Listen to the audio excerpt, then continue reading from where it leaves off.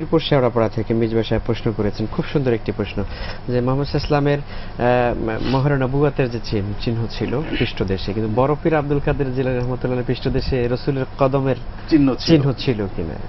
যে আমরা যেটা বলছিলাম, হযরত আব্দুল কাদের জিলানী রাহমাতুল্লাহ আলাইহিকে আমরা বিভিন্নভাবে অতি ভক্তি করে আমরা যেটা করতে চাই, সেটা আমরা বিভিন্ন মানুষ তার নাম বিক্রি করে খেতে চাই। হযরত আব্দুল কাদের জিলানীর নামে আমরা অনেক কিছুই করি, যে আমরা আব্দুল কাদের জিলানীর অনুসারী, আব্দুল কাদের জিলানীকে মানি। কিন্তু দুর্ভাগ্য হলো, স্বয়ং আব্দুল কাদের জিলানী যে বইগুলো লিখেছেন, আমাকে একজন বলছেন যে আব্দুল কাদের জিলানী কি কিছু বোঝেননি, আমরা তো তার অনুসরণ করি, কাজে আমরা জান্নাতে যাবই। তাই আমি বললাম যে আব্দুল কাদের জিলানী রাহমাতুল্লাহ আলাইহি যে বইগুলো লিখেছেন, গনিয়াতুত তলেবিন ইত্যাদি পড়ে দেখেন, তাহলে আপনি বুঝবেন যে আপনি একজন কাফের, আব্দুল কাদের জিলানীর মতে, অন্যের মতে নয়। তো বিষয়টা হলো যে এই মহান ব্যক্তিদের নামে আমরা অগণিত জাল কথা বানিয়েছি এবং তাদের নাম বিক্রি করে আব্দুল কাদের জিলানীর নামে আমরা নানাবিধ অবৈধ কাজ করে চলেছি। আব্দুল কাদের জিলানী রাহমাতুল্লাহ আলাইহি উনি ৬ষ্ঠ হিজরি শতকের, অর্থাৎ রাসূলুল্লাহ সাল্লাল্লাহু আলাইহি ওয়াসাল্লামের ওফাতের প্রায় ৫০০ বছর পরের ৫৬১ হিজরিতে সম্ভবত তিনি ইন্তেকাল করেছেন। তিনি হাম্বলি মাযহাবের একজন বড় ফকিহ ছিলেন, একজন আলেম ছিলেন। তিনি আমাদের প্রচলিত ভাষায় যা আমরা যেগুলোকে অন্যায় মনে করতে, রফল ইয়াদাইন করা, বুকে হাত বাঁধা অথবা জোরে আমিন বলা, আল্লাহ তাআলা আরশের উপর সমাসীন রয়েছেন বিশ্বাস করা, এই জাতীয় বইগুলো, এই জাতীয় বিষয়গুলো উনি বিশ্বাস করতেন, আমল করতেন এবং উনার বইয়ে এগুলোই লিখেছেন। সর্ব অবস্থায় প্রথমে এটা আমি বললাম ভূমিকা হিসেবে যে আব্দুল কাদের জিলানী রাহমাতুল্লাহ আলাইহি তার জন্ম রাসূলুল্লাহ সাল্লাল্লাহু আলাইহি ওয়াসাল্লামের প্রায় ৫০০ বছর পরে তিনি এই দুনিয়াতে এসেছেন, ক্রুসেড যুদ্ধের সমসাময়িক। দ্বিতীয় যে বিষয়টা আমরা আমাদের দেশে প্রচলিত আছে, যে আব্দুল কাদের জিলানী রাহমাতুল্লাহ আলাইহি আল্লাহ রাসূল সাল্লাল্লাহু আলাইহি ওয়াসাল্লাম যখন আরশে উঠতে যাচ্ছিলেন, তখন তিনি খুব একাকিত্ব বোধ করছিলেন, ভয় পাচ্ছিলেন, আতঙ্কিত ছিলেন। এই অবস্থায় আত্মার জগৎ থেকে আব্দুল কাদের জিলানী এগিয়ে আসেন, তিনি তার কাঁধে পা দিয়ে আরশে যান। এটা ভয়ঙ্কর একটা জাল, মিথ্যা কথা। এটা সকল মুহাদ্দিসরাই মিথ্যা লিখেছেন। যেমন আমাদের দেশের প্রচলিতের ভিতরে ফুরফুরা শরীফ নাম, যেটা আমরা অনেকেই বাংলাদেশের মানুষ জানে, ফুরফুরার পীর আবু জাফর সিদ্দিকী, আবু বকর সিদ্দিকীর একটা বই আছে আল মওযুআত, জাল হাদিসের সংকলন।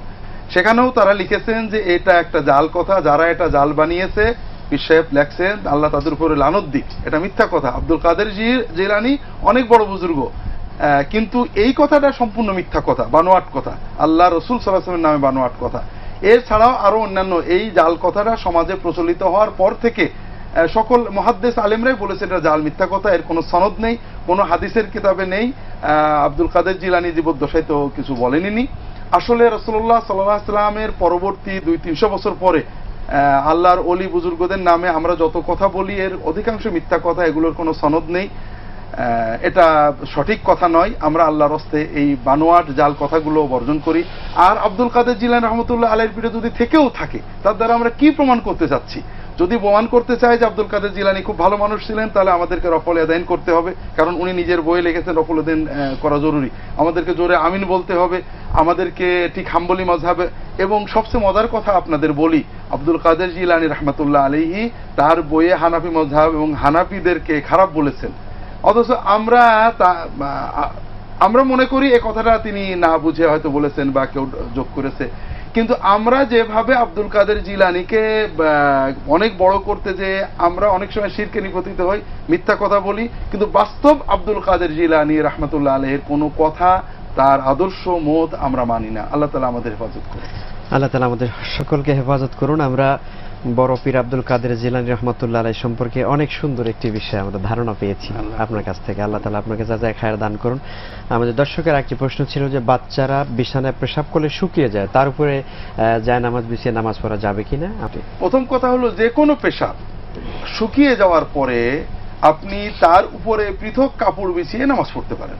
মাটিতে, বিছানায়, কাপড়ে পেশাব শুকিয়ে গেছে, কোনো চিহ্ন নেই, চিহ্ন থাকলেও কোনো আর্দ্রতা নেই, তার উপরে অন্য কাপড় বিছিয়ে আপনি নামাজ পড়তে পারেন, সেটা বড় মানুষের পেশাব বা ছোট মানুষের পেশাব, এক্ষেত্রে কোনো পার্থক্য নেই।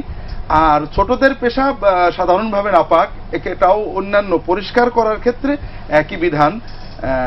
আর আপনি নামাজ পড়তে পারবেন অন্য কাপড় বিছিয়ে, সমস্যা নেই। তুলনামূলক যদি জায়গা থাকে তাহলে অন্য হ্যাঁ, আমাদের সাবধান হওয়া উচিত। এটাই। যদি জায়গা থাকে, তবে ছোট বাচ্চা যাদের ঘরে থাকে তারা সব জায়গায় পেশাব সব করে, জায়গায় করে, জি। এই ক্ষেত্রে আপনারা পৃথক কাপড় শুকিয়ে গেলে পৃথক কাপড় বিছিয়ে নামাজ পড়তে পারবেন। আর একটা বিষয় আমাদের জানতে হবে, মাটি মূলত পাক। মাটির যে তত কিছু আছে, সিমেন্ট, বাড়ির মেঝে, টাইলস, অর্থাৎ মাটি জাতীয় যা কিছু আছে এটা মূলত পাক। এটা আল্লাহ রাসূল মাটির উপাদান যত আছে, জুয়েলাত লিয়াল আরদু মাসজিদান, আল্লাহ রাসূল সাল্লাল্লাহু আলাইহি ওয়াসাল্লাম বলছেন জমিনকে আমার জন্য মসজিদ বানিয়ে দেওয়া হয়েছে। তাহুরা এবং হ্যাঁ, তাহুরান।